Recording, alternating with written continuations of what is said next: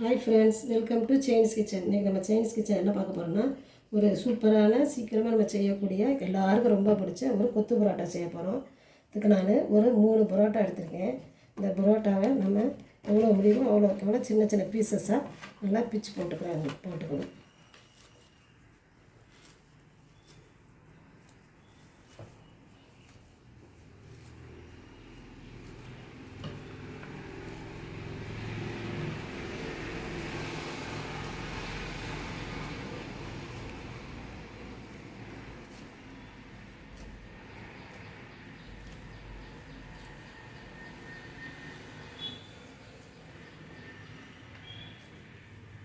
அவ்வளோதான். நல்லா சின்ன சின்ன பீஸாக எவ்வளோ சின்ன சின்ன பீஸாக கட் பண்ண முடியுமோ நல்லா சின்ன சின்ன பீஸாக நல்லா கட் பண்ணி போட்டாச்சு.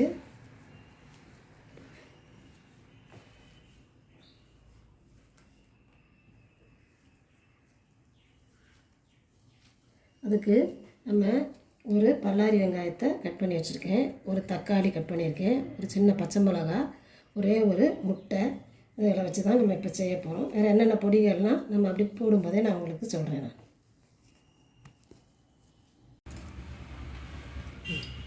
நம்ம ஸ்டவ்வை பற்ற வச்சாச்சு, கரிகரமான வானலை போட்டாச்சு. எண்ணெய் ஒரு 3-4 ஸ்பூன் ஊற்றிக்கலாம். எண்ணெய் கூட கொஞ்சம் ஊற்றினா தான் அது டேஸ்ட்டு நல்லாயிருக்கும். அதனால் ஒரு 4 ஸ்பூன் எண்ணெய் ஊற்றியாச்சு.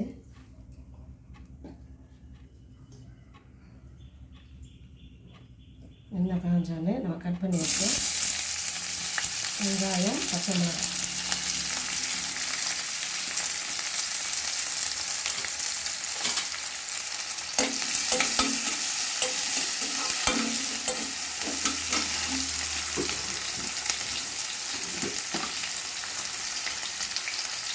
எப்போவே புரோட்டாவில் உப்பு இருக்கும், அந்த மசாலுக்கு மட்டும்தான் நம்ம உப்பு போட போகிறோம். அதனால் கொஞ்சம் அளவாக பார்த்து போட்டால் போதும்.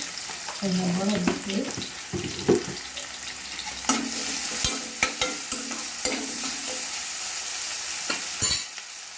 வெங்காயம் லேசாக வதங்கணும். அந்த இஞ்சி பூண்டு தனித்தனியாக பொடிசாக கட் பண்ணாலும் பரவாயில்ல. அந்த இஞ்சி பூண்டு பேஸ்ட் இருந்தால் அதே போட்டுக்கலாம். இஞ்சி பூண்டு பேஸ்ட்டு,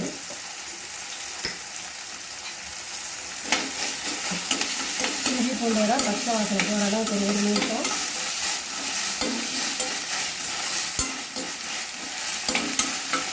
வதக்கிட்டு ஒரு தக்காளி கட் பண்ணி வச்சுருக்கோம்.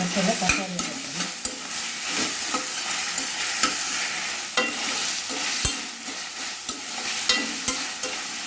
கொஞ்சம் ஸ்லோ ஃப்ளேமில் வச்சு தக்காளி கொஞ்சம் வதங்குற அளவுக்கு வதங்கட்டும்.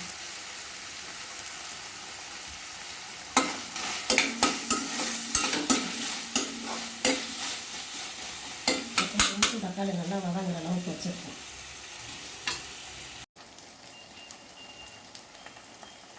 தக்காளி நல்லா வதங்கிடுச்சு. இப்போ நம்ம காரத்துக்கு ஏற்ற மாதிரி கொஞ்சம் வத்தப்பொடி, காரம் பிடிக்குன்னா கூட கொஞ்சம் கூட போட்டுக்கலாம். கொஞ்சோண்டு மஞ்சத்தூள், கொஞ்சோண்டு கறி மசால் தூள்.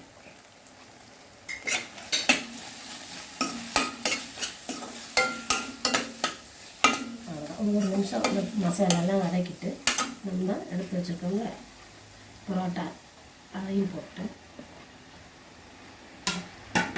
இந்த மசாலாவோட பரோட்டா நல்லா மிக்ஸ் ஆகிற அளவுக்கு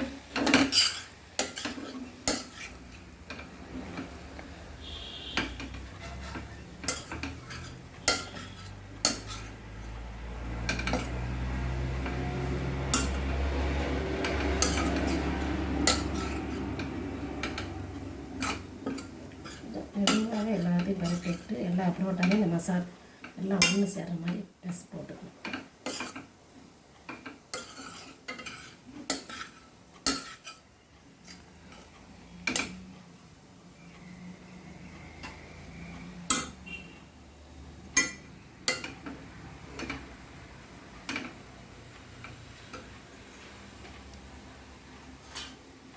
எல்லாம் நல்லா ஒன்று சேர்ந்தாச்சா. இப்போ நம்ம எடுத்து வச்சோட ஒரு முட்டையை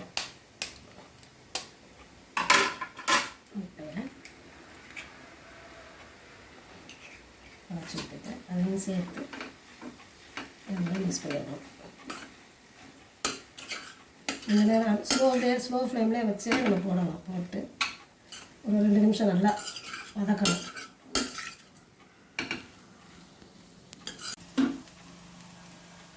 இப்போ எல்லாரும் நல்லா ஒன்று சேர்ந்து இருந்துருச்சா? இப்போ இதில் ஒரு 3 கரண்டி சால்னா,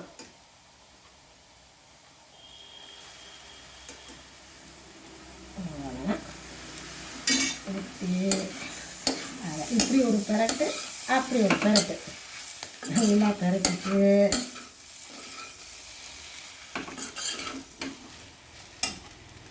பொரியாக நறுக்கின மல்லி இலைகளை தூவி கரெக்டா சூப்பரான கொத்து பரோட்டா ஹோட்டல் சுவையில் ரெடி ஆயிடுச்சு.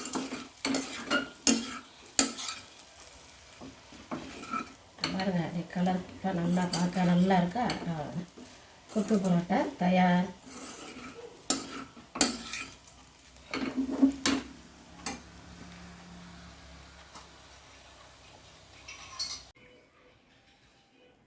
இந்த அருமையான கொத்து பரோட்டா ரெடி ஆயிடுச்சு. இதே மாதிரி அளவுகளோட நீங்களும் உங்கள் வீட்டில் கொத்து பரோட்டா செஞ்சு பாருங்கள். இந்த வீடியோ உங்களுக்கு பிடிச்சதுன்னா லைக் பண்ணுங்கள், ஷேர் பண்ணுங்கள், கமெண்ட் பண்ணுங்கள். முதல்ல எங்கள் வீடியோவை பார்க்குறீங்கன்னா சப்ஸ்கிரைப் பண்ணுங்கள். தேங்க்ஸ் ஃபார் வாட்சிங்.